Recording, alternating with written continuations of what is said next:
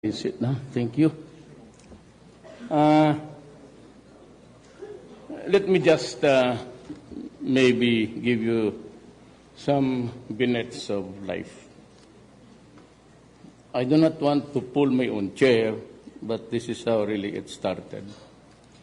Sometime in 1989, there was a jailbreak in the Davao Penal Colony. And 16 prisoners broke out, but each one of them had one hostage.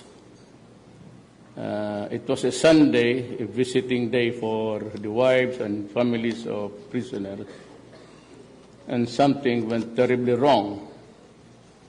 And there was this hostage taking that took 1 day and a half. Since I was the Regional Peace and Order Council appointed by President Arroyo at the time, I was in the church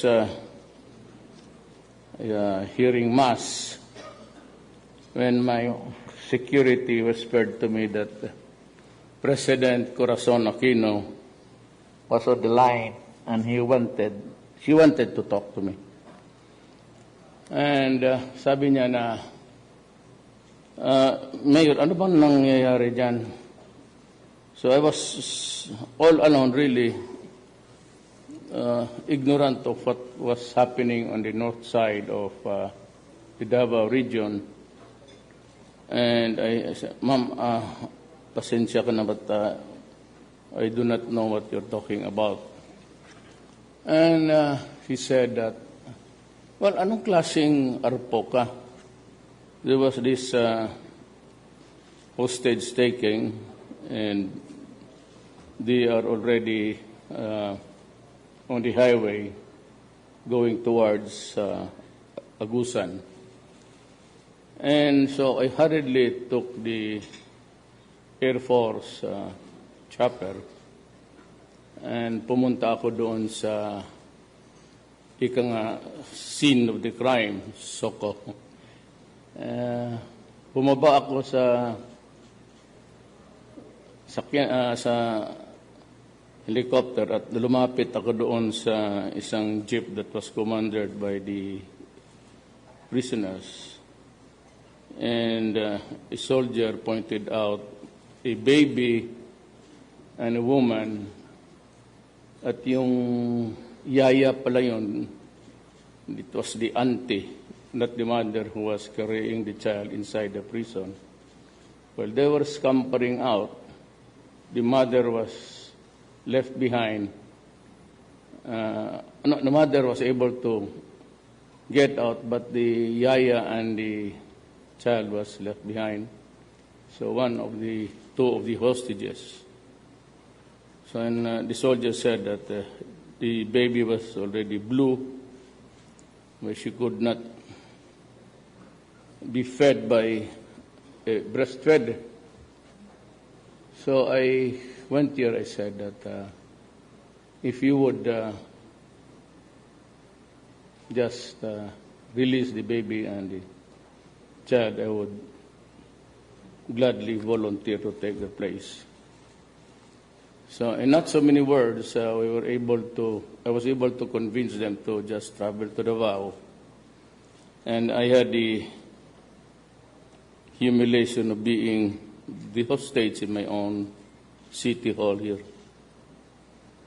But turned out everything was fixed, and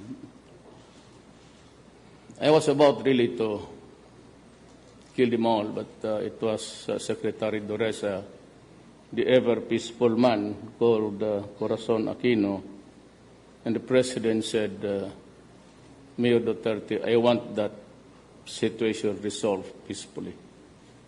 And I said, yes, ma'am. But you know what? The following month, they were detained here, not in the North Davao, not in the penal colony. They were facing charges of kidnapping. And so that day I went there, again offered myself But sabi ng mga sundalo, galit sa iyo yan. Because I promised them heaven and earth. And I said, noong sa highway kami puntang Agusan, nung sa City Hall, release na lang ninyo yan and I will work it out that in about a day or two, you will be pardoned. Storya lang yan ganon eh. You can promise heaven, but it didn't really materialize because we are going to prosecute them. But one day again, during that visit, kasama yung Australiana. Kaya that started yung election issue. Kasi sabi ko na wag mong galawin yung there were sa mga pastora yung nag-prayer rally doon sa loob, dito sa siyudad ng Davao. And again, the idiots took hostage again, one for each. And so when they attempted to demand for a transportation again, the chief of police and Secretary Doresa and my chief, I was then a prosecutor, agreed, but I did not, because then I was the mayor at the time. And I overruled them. Sabi ko, tatapusin na natin ito. Let us finish this here now. So there was a shootout, and when I saw a child, the layman missionary sa Australia was also killed. Nung nilabas yung katawan, totoo yung sinabi ko. It was really a bit of a slur, but it was not intended for the victim. Yung sa galit ko lang, sabi ko, look at this son of a bitch. Nauna pang in anger, just to derogate their manhood. Sabi ko, tingnan itong mga putang inan to. Nauna pa sa magaganda, nahuli pa yung mayor. But it was uttered in anger as an insult, actually. So I was relating it because somebody was here looking for the footage during the last election. And they were offering that clip there sa RPN because somebody was piggyback while I was advancing to the side of prison. An enterprising journalist was also behind me. And so he got everything what I said. But all in a day's anger yun. Para hindi ako maunahan, I related the story during the campaign sorties. So I knew that if they could get it at the last minute, I would have a hard time, how to temper and how to explain to the public that this is what happened. I would have a hard time explaining. And that is why I related it. Actually, it was a narration of an event that actually happened, unrecorded one. Because lahat naman nandun, BS, GMA. But the one who rode at my back, who was following me closely behind, was RPN. So he got all of my epithets, my curses, and my everything that a foul mouth could spew when you are angry. But I'm relating this to you because alam nang all the Davaoeños know, I do not accept awards except this one. Ngayon.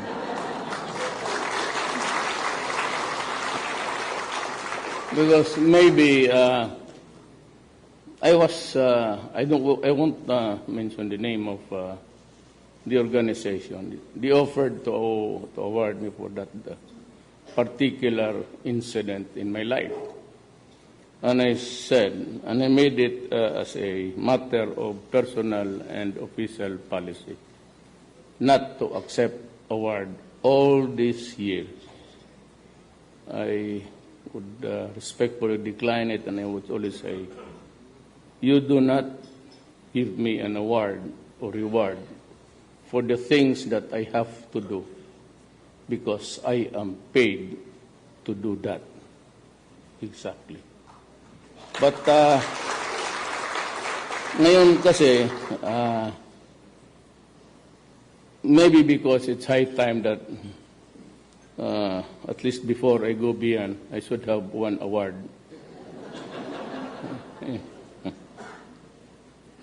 Well, it's full of adjectives, and I would not want to belabor the points, the economic stories that Sunny. I was already near this hotel, but my doctor, Edward Lim, is one of the best. He's based in America, is here. He's also the doctor of Sunny.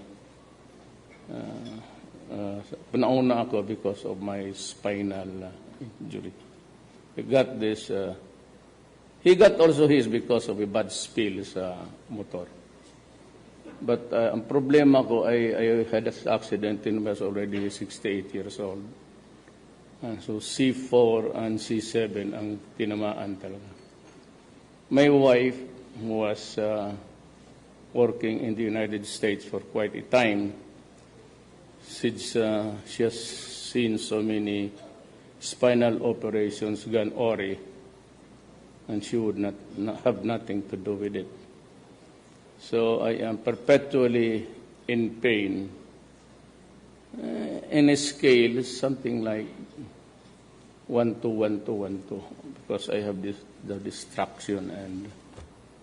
Pero yung fentanyl, the doctor stopped it because he got mad. I'm supposed to cut it into 4 pieces, the 1 piece that you get from the package.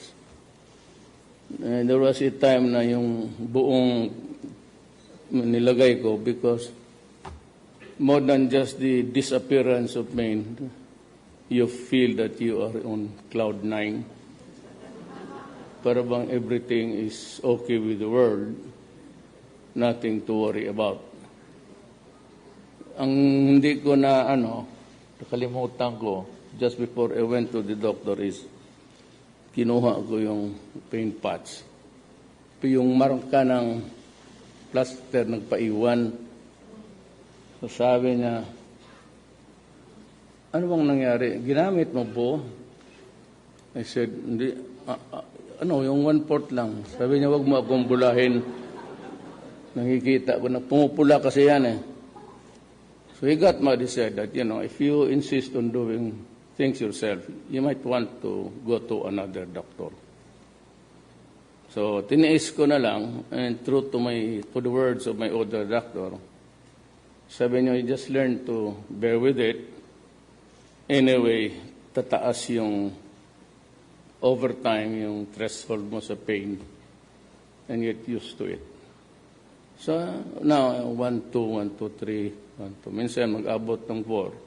All I need is just a few minutes of tulog lang ako. And it gets better. Now I have about 7, but since I saw beautiful ladies, it goes down automatically. It's almost 0. I don't know if I'd still have it before I go out of this. But really, going to the serious business of my talk, I need not, I said, belabor the points of the economic strides that we have enjoyed up to this time.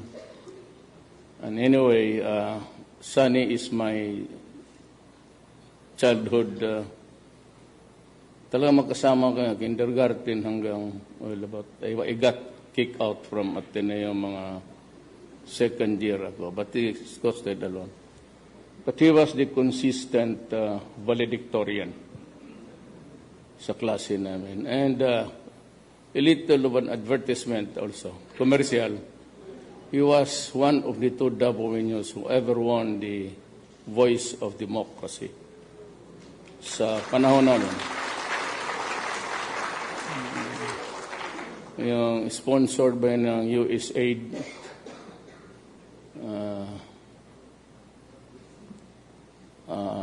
Kaya ako, I need not. But I saw Sunny was also copying his speech. Parang nakitingin ka doon sa copying man yan. So, wala.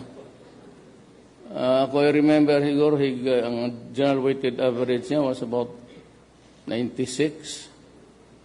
I would like to happily report to you that mine was 77. And when I transferred to the Corrieso, it was run by the Canadian Brothers of the Sacred Heart in Davao del Sur. Doresa was the valedictorian. Mga about 94. I made it on time, 75.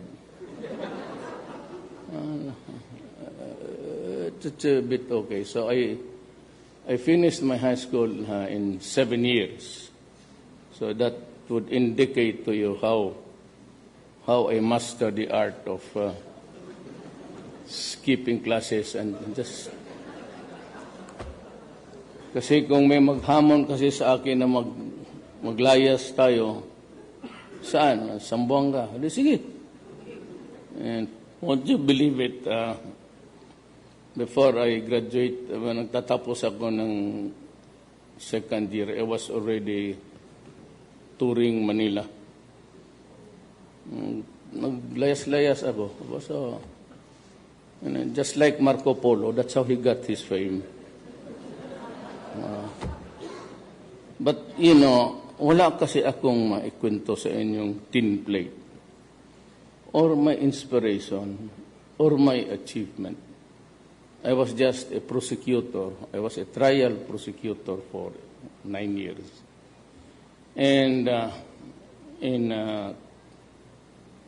1987, I was appointed as OIC Vice Mayor.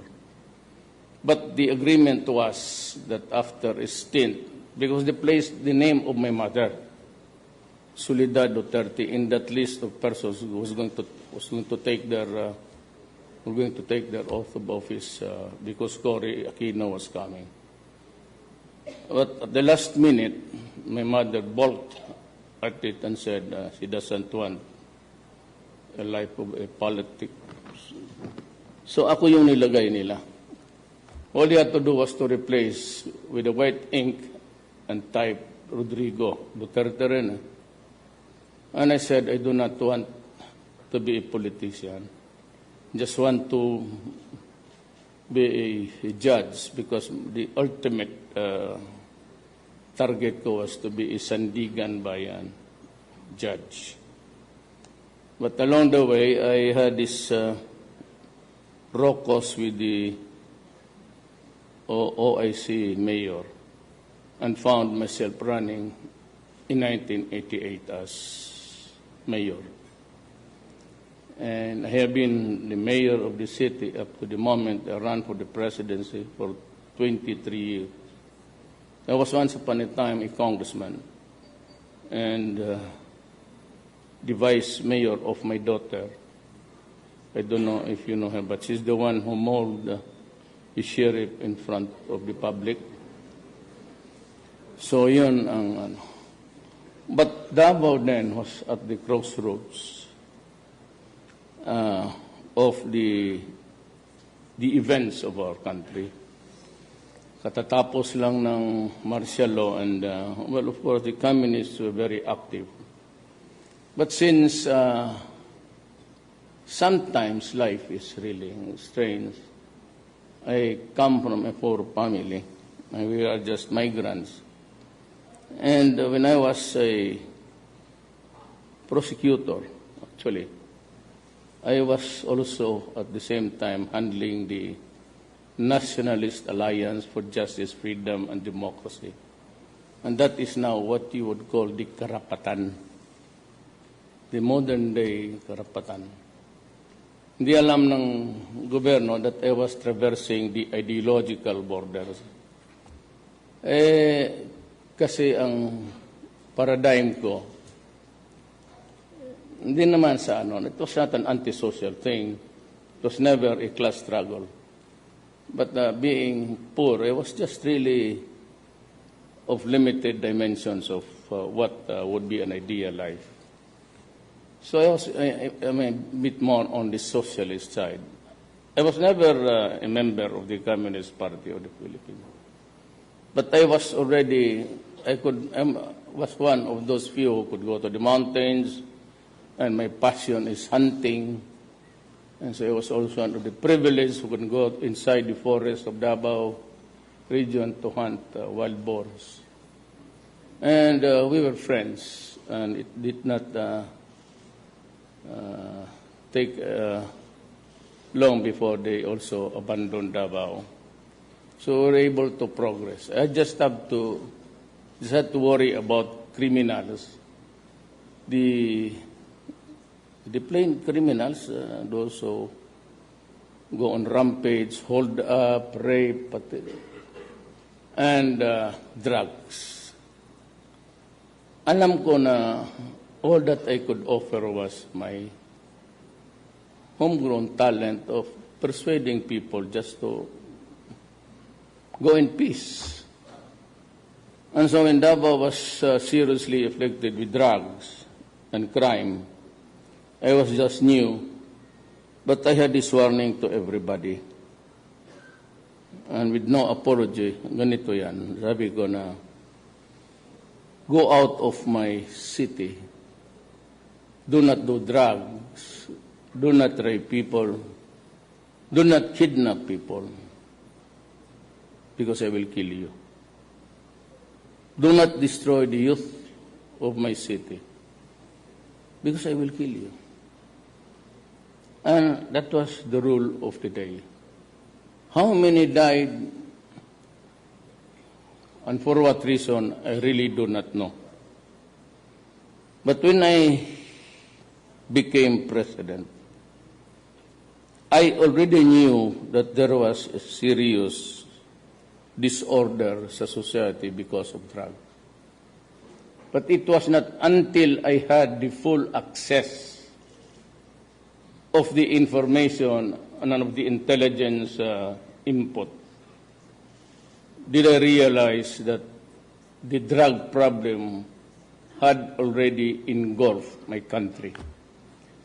I realized that 5 years ago, before this election, we were already in narco-politics because 40% of all the barangay captains of the entire Republic of the Philippines were into drugs. And a few mayors and a few governors and a few congressmen who gave not really into the business of buy and sell, but who gave protection sa mga drug lords.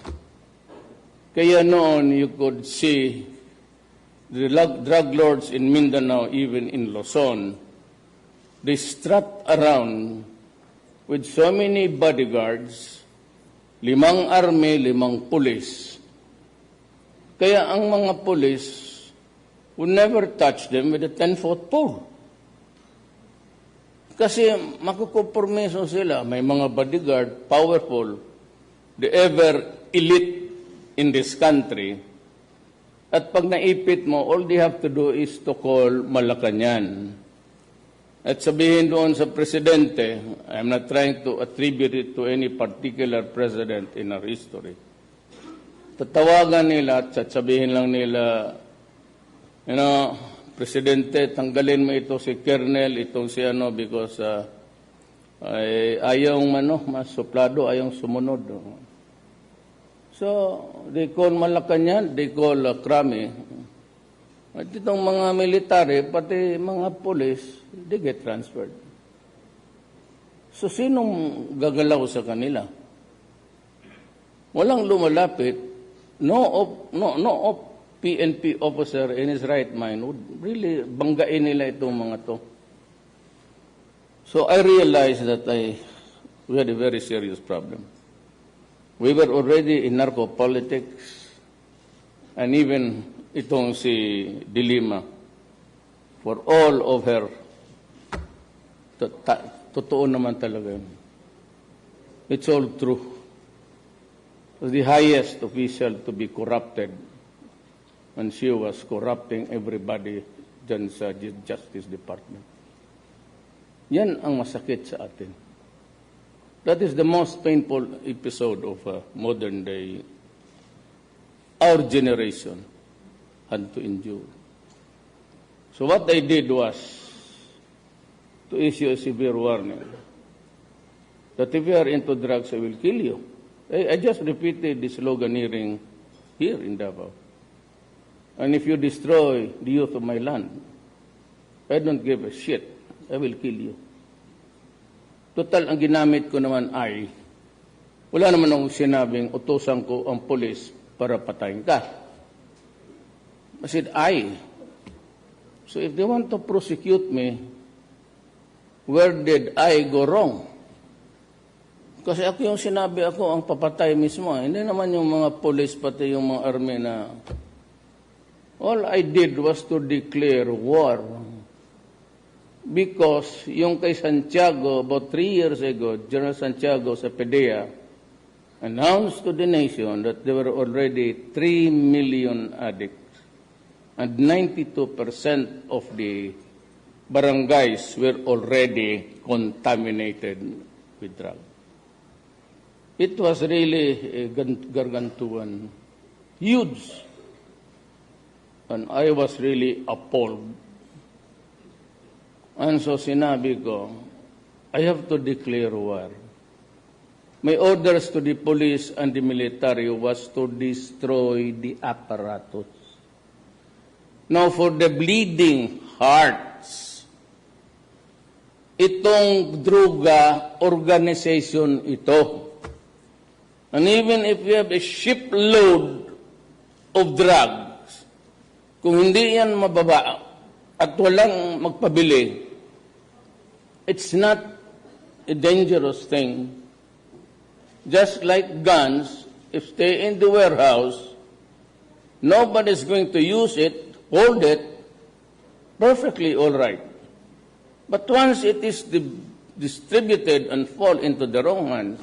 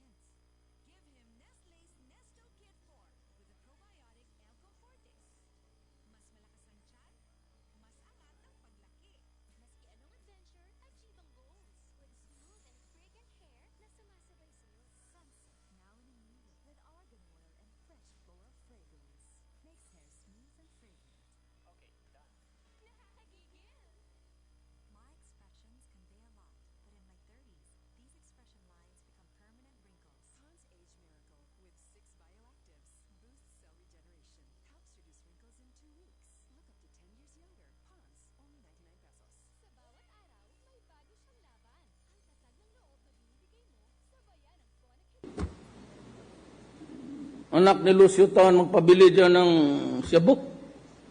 Yun talagang nandoon sa baba. They are poor, I admit. Everybody is poor anyway. By what right do you have to make it poorer and make them more miserable and in agony?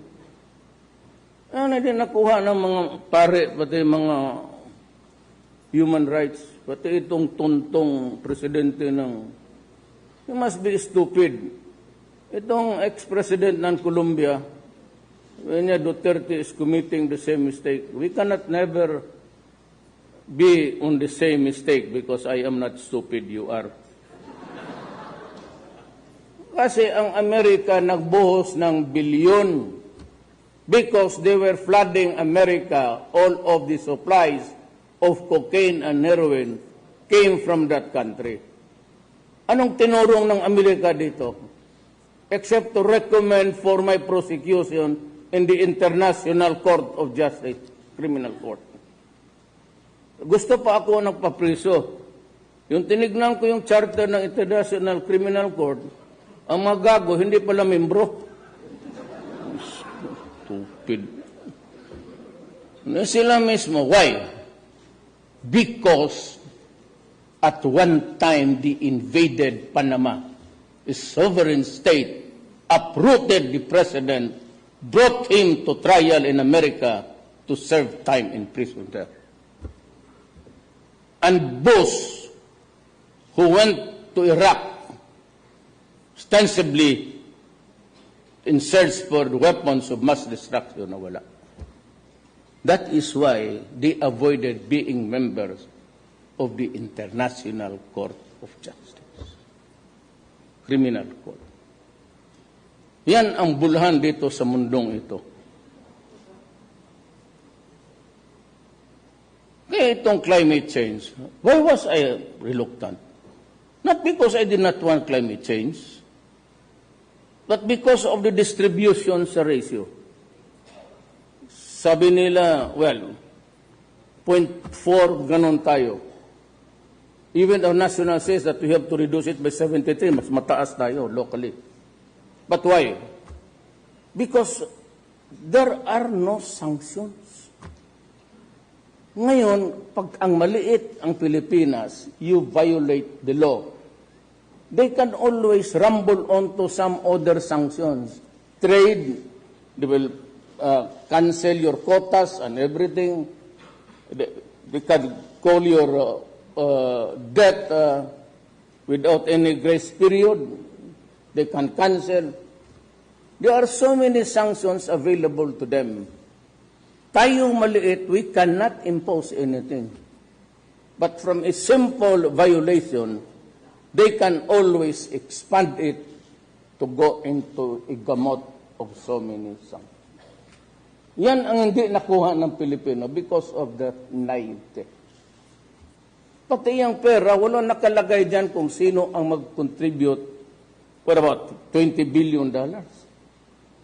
It is not for compensation of the damages of the climate change. It is to improve your mitigation and damage control. It's not because maghintay ka pa. Ngayon, sinong magbigay niyan? Because the treaty does not mention the country, simply industrialized country. You know, America just paid its dues to the United States. Kailan lang? Yung utang nila hindi nila binayaran ng matagal. It was just about 5 years ago that they updated their accounts with the United Nations. Yan ang sinasabi ko. It's not because they are brighter than me, but rather because I am a lawyer and I always, hindi ako economist. 75 lang ako dyan, wala, no? Okay naman yan. But I am good at criminal law because, as I said, that was my favorite subject anyway, and I have been a trial lawyer for 9 years. So I see things which you do not right away. Sanctions. There are mga sanctions. Basahin ninyo. So what could there be other sanctions? Well, it could run into so many things. Trade, assistance. Ang ayaw ko dyan, sabi na, o the rhetoric of Duterte, Son of a... Kung kayo, when I was mayor, I was already at the receiving end. It's okay. But when I became president, do not chastise me in public because at this time, I'm carrying the sovereignty of a nation. Imagine, mga babae doon, tapos State Department, Office of the President, pati si Obama. Kaya sinabi ko, who are you? You go to hell. Bakit mo ako ganunin? And always they would say, you will not receive your assistance, we will cut the aid. Ay, son of a bitch, God damn it, you can eat your aid. Your assistance, gawin mong toilet paper and put.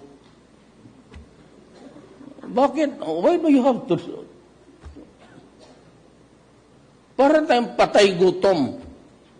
Sinabi ko, look, whenever you make any public statement against the small countries, you always tie it up with the aid. We will not die. We will not go hungry. Because the ambassador is listening.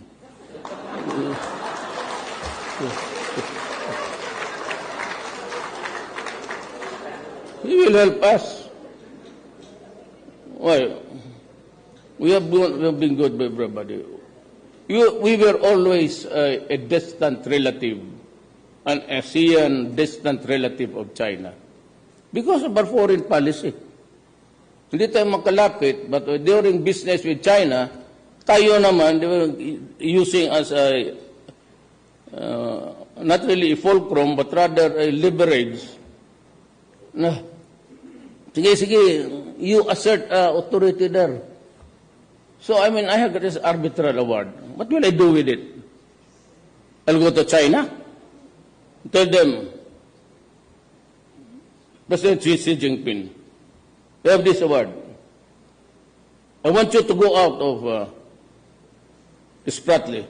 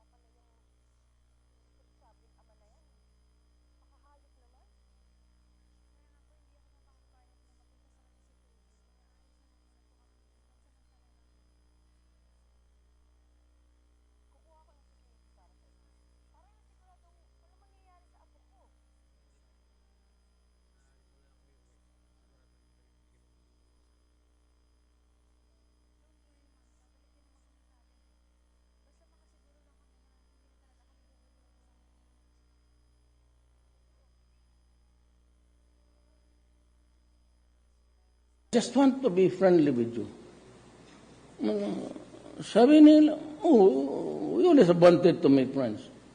So historically, China kept a distance because we were dovetailing the foreign policy of America. I said, I'll go out. I'll make friends with everybody.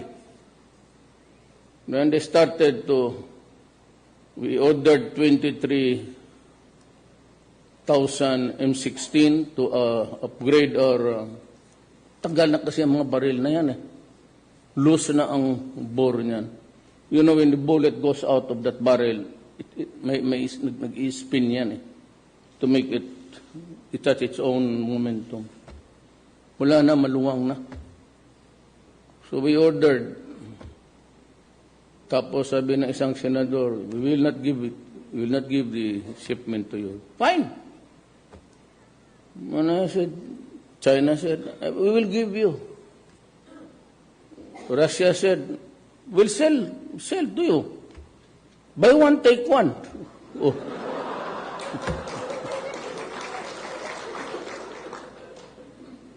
Bakit ayaw mo? Buy one, take one. Yun ganito yan eh. I do not want to talk about arms, especially missiles and everything.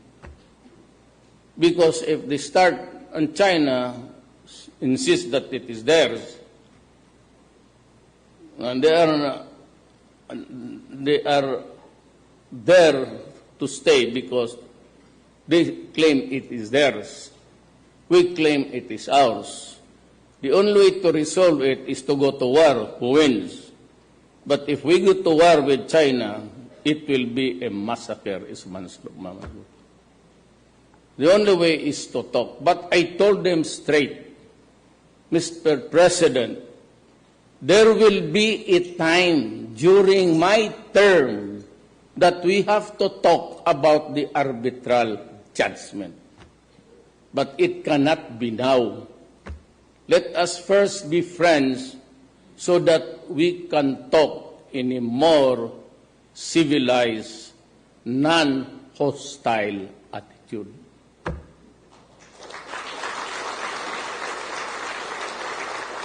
Mag-umpisa ka na magsalita, nag-aasaran kayo. When you begin to talk and you have this hostility or antagonistic attitude, hindi walang mangyari. Di para tayo buang. And to think that my grandfather is a Chinese, I'll have to kill him first. Or my relatives there in Patliv, they are there. Yun ang... So, who gave us the first rehab, which can house 10,000 addicts? China. Chinese businessmen. Sila yung nauna. Now, itong sa Colombia, itong luko-luko na ito, you know, the United States spent billions. Why? Because nandoon yung supply. They practically bought every citizen there with money. Kaya nahinto. Magyayabang naman itong former president that I am committed the same mistake. That is only possible, Mr. Ex-President, if I am as stupid as you. I said, but unfortunately, I am not. Tapos ang Colombia, how about Mexico now? Oh, tell me, this is public. So I called President Trump. I said, Mr. President-elect, this is President Duterte.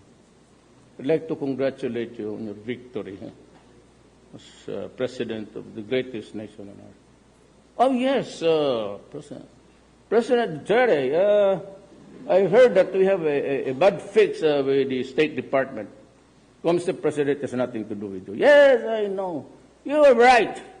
This kind of a bad, this drugs is killing my country. And you that border there with, then he named the country. What is a border there? We're killing 40,000 people. Sabi ko, yung akin, 3,000 lang.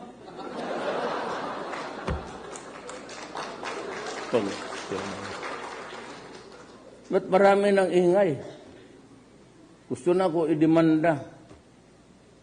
At ito namang mga pasunod-sunod para kunwari makinig daw ako sa pagpunta dito sa Davao, ihulog ko yan dyan sa hagdanan. Mas marunong pa. You know, ang kalaban lang nila doon sa Colombia, ang farmers. Atin dito, everybody's into the business. I would not name the country, but everybody is into it. They cook shabu in their old ships na hindi na ginagamit. Then they just throw it with a GPS attached to it. Kaya maraming na dyan sa shores ng Region 1 and 2 and 3 nandyan. Kaya doon, planting sila doon. At ang kalaban nila, mga taga-bukid. Ours, internet. China has a problem also with drug. Iba ang sitwasyon doon. Hindi mo mahabol yan sa international sea. Then pag maluto na magpalapit sa boundary, tatapon niya nila. And in Cotabato, what's the extrajudicial killing? I have lost 32 of my soldiers, 27 of my policemen. You call extrajudicial killing? Why do they have to die? They can shoot the idiot at the back. Hindi ko nga maintindihan. Ours is different. And we are more vicious here because marami ang in Mindanao here, whenever they raid Cebu, it has to be the army and the police. They are not facing their M16s or carbine. Pag-attack nila dyan sa kota nila, the fort, they're always met with machine gun, M60. Tagdalawang machine gun yan. That's why I suffered so many losses of my soldiers. I call them my soldiers because that's the only way that I can, establish good rapport with your fighting, the security forces. Now, so much for that. Another promise that I gave is that there will be no corruption. So all that I need from the public, from the smallest guy on the street transacting business, and to you guys, is not to give in, but you should be assertive. If you are here and given a permit and you have complied with all the papers, the slightest whiff of suggestion, you create a scene. Magdrama ka, magstilo ka, putang ina mo. Bakit ako bibigay sa iyo? We have complied with all the requirements and papers. Do not fuck with me. Sabi ni Duterte, either barilin kita dito ngayon o sampaling kita. And that I get wine of all of these things. In the airport, kaming mga mayor, mga congressman, senador, we go out in a jiffy. No, baski, we have about a train of luggages. They are just waived, no inspection. At magdating itong the small OFW, dalawa, tatlo, sigawin natin 5. Kinakalkal pa yon at kinukuha. Sabi ko sa customs pati sa lahat na, do not do that. There will be no second chances. Zero tolerance ako ngayon sa crowd. Just mere whisper, you're out. And every department, NEDA, the famous or infamous NEDA, you apply for anything, it takes them forever. 1 year, 2 years. Yung aking application is simple commuter train. Until now, wala. So I have imposed upon all the departments, cabinet members, 1 month. Either you approve it or disapprove it, but let the papers out 1 month. Mga directors, 15 days, and you have a development, you let them know. Because if there is a development, conversion, whatever, from agricultural to residential, just file your application. They are given 15 days. Ang mga direktor, mga tamad, most of them are indolent. I said, you have 15 days, and if the papers is in your office, you have to husband it around. Keep a tab of how many days it's been there. Because the longer you sit on it, the temptation of corruption is there. Local governments, I'm announcing it, I'm going to issue this circular or executive order or whatever. We have 3 days. In Davao City, you get it 3 days. Noon sa akin. Permit, what? Housing, engineer, 3 days. Wag na ninyong isali yung bumbero.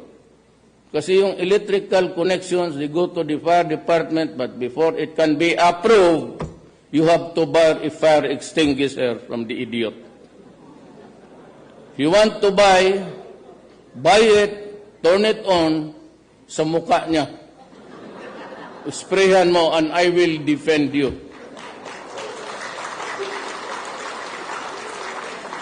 I will not allow you to go to prison. Lahat. You know, I said, I am not, we are all fit of clay. Hindi ako nagmamakalinis, marami akong kasalanan sa buhay. Mas marami pa sa combined ninyo lahat, mga kasalanan ninyo. But ang wala talaga sa akin, it's the hunger for money. It is only when you crave for so many things which you cannot afford, diyan ang pumapasok. The pressure of the family for better school, more cars, more comfort. Well, I'm sorry. Kung diyan ka nakakatrabaho yan dyan, you just have to wait another 6 years. Paalisin mo muna ako sa trabaho ko, pero not during my time. Hindi nga ako nakakabili ng medyas. O ngayon,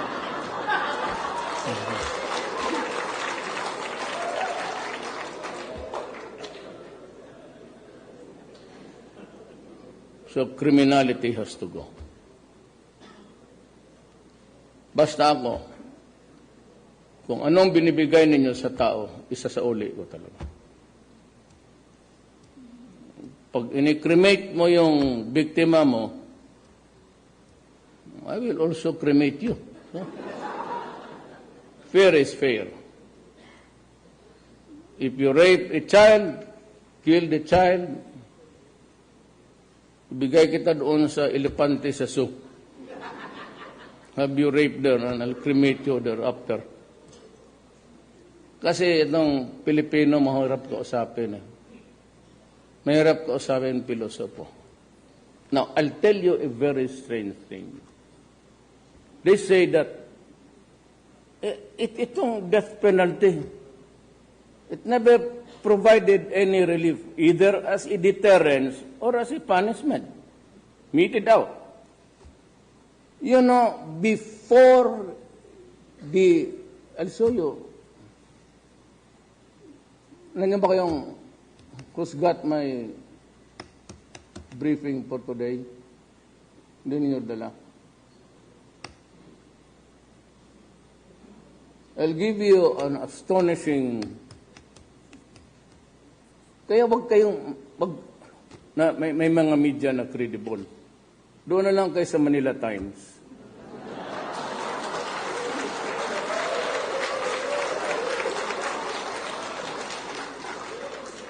At least si Dante, baski ganon, just before the election, harap-harapan tayo. Who are dishing out basura. Kaya yung amlak, talagang binibigwasan ko yan. That I had 211 million. Bakit hindi nyo binuksan? I've been requesting you to tell the public the truth. All that I had was 5,000, and that was the leftover when I was a congressman kasi binibigyan kami $1. Pag mag-alis kami, interparliamentary visits, gano'n, given, pagka, yung 5,000 ko, naging 200. Basura talaga yun. And it was Inquirer and ABS-CBN who did totoo yan. Wag na lang kayo mga, totoo eh. Tsaka, reading public to eh. I'm sure they will listening. And some of you, hindi bumuto kasi naniwala. Ay, magago kayo. Ito. Pero, ayan ngayon, I'm president. You can...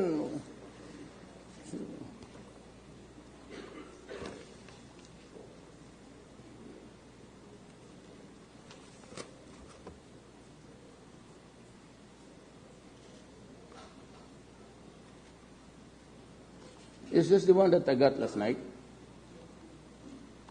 Is this the one that I got last night?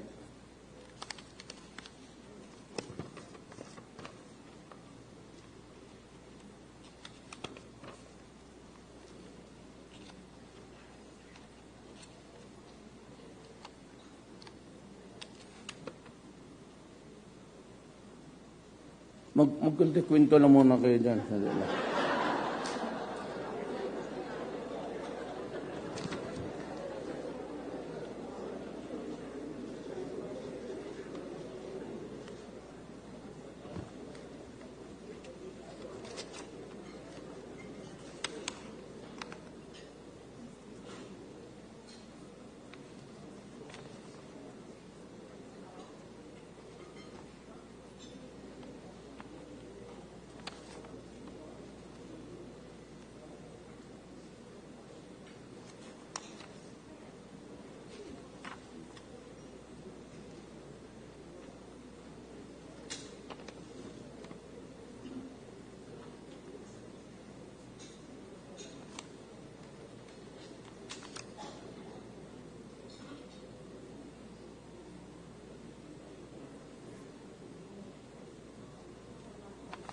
I don't think, but I'll just give it to sa Manila Times so para magamit nila. Before the lifting of yung death penalty, there were about 186 convicts with penalties ranging from, but mostly death penalty. Alam mo, when it was lifted, it reached 3,100 plus. Nung nandoon pa yung death penalty, it's about 186, if I'm not mistaken. But I'm very sure it's within that number. Nung na-suspend, anak ng waiting, umabot ng saan yan?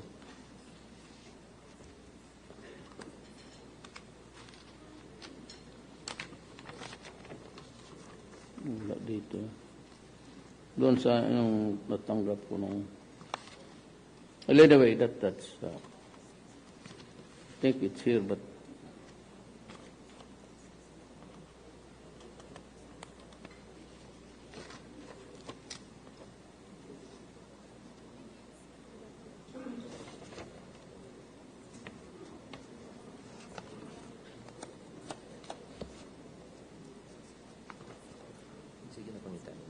itong death penalty no, kitang-tang na naabot na 3,000. You got it the other night. Akong pa the other night. Ayan na. I'll just give it to. But take my word for it actually. Nang noon pa yung death penalty, it's about 1,087? Or no, 187, excuse me. Nung nawala na, an increase of 3,000. Hindi deterrent.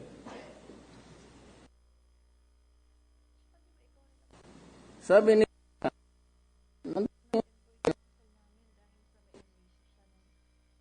kasi ako ang presidente. Ako ang kayong presidente. Gawain kong kurtina yung mga buang dyan sa puno. Bitayin. Yes. Total, itong pare, ayaw mo rin magpayag na. The other night. Heinous crimes increase 3,000%. Galing ito sa bilibid. After scrapping of death penalty, Bureau of Correctional. Ang nag-report pa nga, ABS-CBN eh. During seeking to